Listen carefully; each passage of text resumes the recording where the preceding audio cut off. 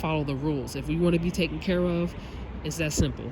It's a mutual give and take, and it can remain neutral if we're able to deal with corrupt people on the streets, and we're able to deal with corrupt government officials as well. So when we're able to deal with the proper people at the right time, then we can expand on our communication and things will go more efficiently and more smoothly. What the federal government is asking is for cooperation and compliance and the truthful communication. We the people are asking for it to be protected, to ensure that we have financial security so that no one steals our identity, no one steals our information and takes credit for our work.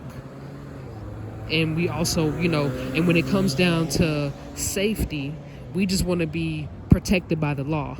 Like, we understand that as far as the federal government, there's only so much that they can do. But if we comply, right, truthful communication and cooperation, if we apply that to when we're in a life and death situation, the federal government will be more, the chances of them helping us when we need at the right moment and at the right time is if we communicate properly, and so on and so forth. So there's the bridge that closes the gap between the two groups of people. And like I said, when there's corrupt government officials, that makes the process a whole lot more difficult. Such as that police officer, or I guess security. I don't know if he's police or not, but he's just an example. He's just an example of corrupt government officials who put the lives of citizens at risk, and he's willing to break the law and abuse his authority where he does not have a probable cause or reasonable suspicion. Whether someone is a security guard or police officer, they're not supposed to stalk someone or harass someone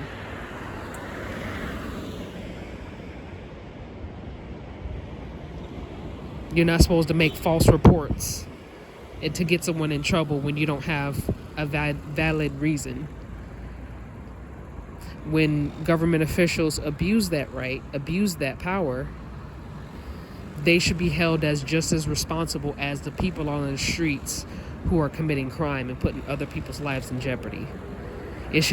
Both sides should be held accountable, because one side is not any better than the other. It's just we need to help each other out in order to do our job efficiently. We need each other.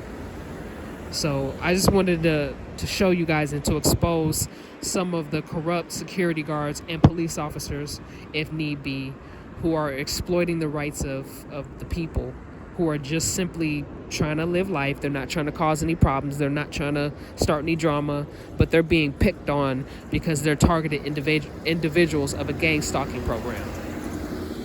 So the people who choose to participate in gangstalking, whether they're government officials, whether they're people out on the streets, it doesn't matter. You're doing something illegal. You're engaging in illegal activity that's potentially dangerous and can put the target's life in jeopardy. Stalking is illegal. Sexual harassment is illegal. And when things go from, being nasty and being verbally abusive and emotionally abusive, and it starts to become physical abuse and when it becomes physical violence and sexual abuse, that needs to be dealt with as well. And it's gone from just regular bullying to now someone's life is in jeopardy. And their life was probably in jeopardy when it was the verbal abuse and the emotional abuse. Those were just seen as red flags. So I just wanted to talk about that, and I just wanted to show you some of the people who are on foot who bully me. Some of them are bus drivers, some of them are commercial vehicle drivers. Some of them are employees at restaurants, grocery stores, Some of them own like hotels. Some of them are employees within like certain businesses like medical centers. And it's really no specific role, no specific race, no specific person. It's really just a group of people who, for whatever reason, they chose to join. Most of the time it's financial gain. They decide to target a person, bully them, sabotage their finances, prevent them from reaching or obtaining for long periods of time any success, because it's all for financial gain. So they're going to do everything they can to block their target or their victim from achieving any form of success, because they want to rob the victim. Or if the victim is successful, then they want to harvest that income that they make, and they want to be able to take credit so that they can also boost their public image as well. And that's going to contribute to their algorithm, which is going to increase their bank account numbers as well. So it just all really comes down to financial gain, whether it's to steal, sexually harass, human traffic, racially profile, character assassinate, blacklist, blackball, even in some cases, sexually assault or murder a person. It's all for money, all for financial gain. Copyright, plagiarism, impersonation, dressing like a person, acting like a person if that's not who you really are. Like, all of these methods are used. And the bottom line is, the one thing that they all have in common is financial gain. That's what it's all for.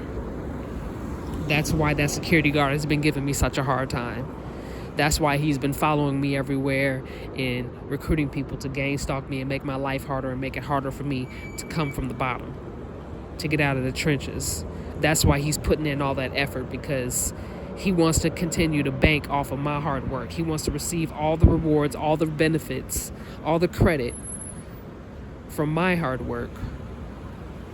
And he doesn't want to pay me at all. He doesn't want to lift that block off of my finances so I can receive the benefits of my hard work and my money. He doesn't want me to have that at all. So he's willing to hurt my unborn child. He's willing to murder me or assassinate me, whatever term is suitable. He's willing to do anything. Stalk me, harass me, get people gang up on me, get people involved.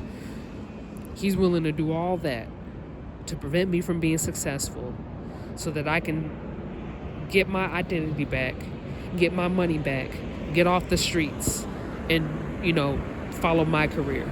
He doesn't want that to happen, because if that happens, right, then the support that I receive would increase, and it would be safer for supporters to express that they support me more often. It would be safer for them. It would be maybe more easily accessible for them to show support if he wasn't standing in the way, is what I'm trying to say.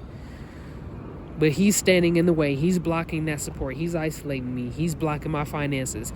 He's oppressing me. He's he's controlling whatever nutrition benefits that I could receive. He's controlling that too, and making sure that I eat whatever food he gives me, whatever food he allows me to eat. He wants to be in control of all that, because he's so desperate to avoid consequences to his actions, because he's desperate to avoid any form of accountability for his behavior over the 25-year time span that I've been stalked every day. He wants to avoid the consequences and the backlash of all that. So he's willing to continue to make things worse for me, even though he's already done enough damage. He wants to continue to make things worse for me, and to continue with the stalking and ignore the warnings that other people have given him. He wants to continue to harass me and give me a hard time, despite it possibly landing him in jail or prison, or him getting in a lot of trouble.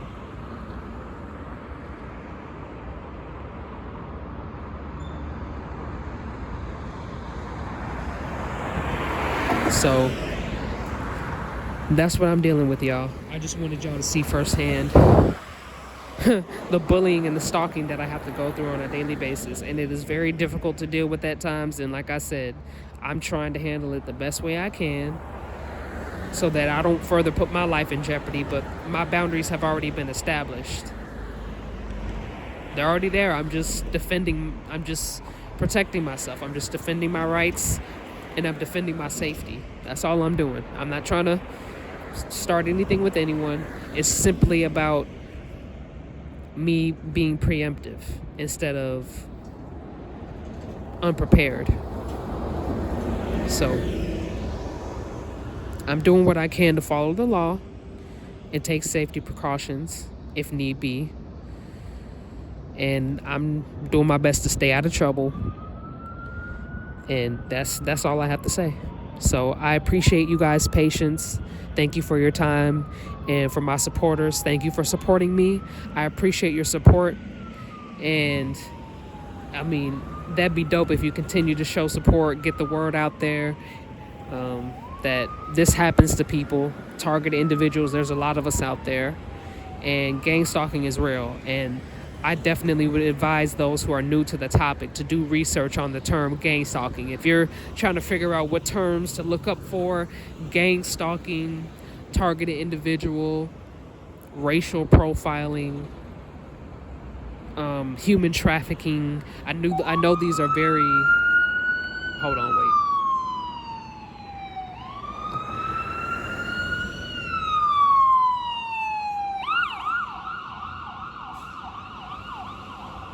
Okay, so I know that these are very difficult topics to talk about, but I just want to raise awareness for those who may not know everything that's going on, that, you know, stuff like this happens every day and people suffer, and, you know, innocent people, you know, sometimes, unfortunately, in worst case scenario, they lose their lives behind this type of bullying. And I just want to shed a little light to help people understand what's going on and how to recognize a targeted individual, how to recognize when someone's being held against their will.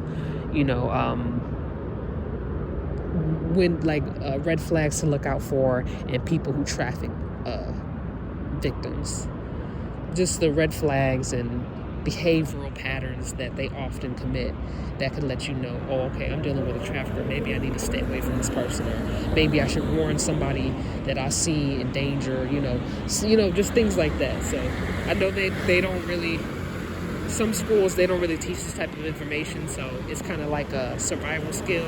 And I definitely think that narcissism and survival skills 101 should be added to the curriculum in every education, every school institution, whether public or private, even homeschool, online classes. You know, survival skills 101 and narcissism 101 should be added to the curriculum. I think that, you know, psychology and sociology should be added to the curriculum as opposed to narcissism and survival skills, because, you know, this is just like a life's, you know, situation. You know, we can't really do business and continue to work for the government if we don't know how to survive. If we don't know how, you know, the law should be added to the curriculum, mandatory curriculum, like just, you know, the United States Constitution and stuff like that. The law should be added to the curriculum in situations like this, and psychology should be added. All aspects, not just psychology, like, you know, the science of the brain, but it should also narcissism, like topics of narcissism and psychosis and different cluster B type personalities should be added to the curriculum in the school system, respectively. Because it just, like I said, it teaches people how to survive, how to deal with narcissists properly without breaking the law.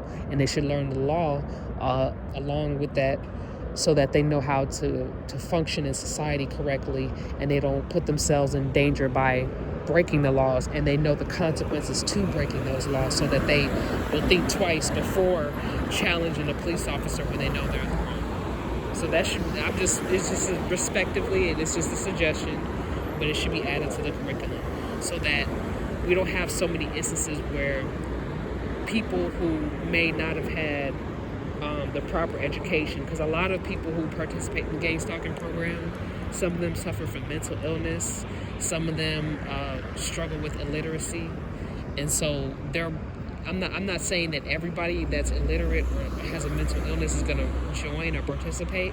I'm just saying that the people who are participating, there's a higher percentage of people who are struggling with a mental illness and who struggle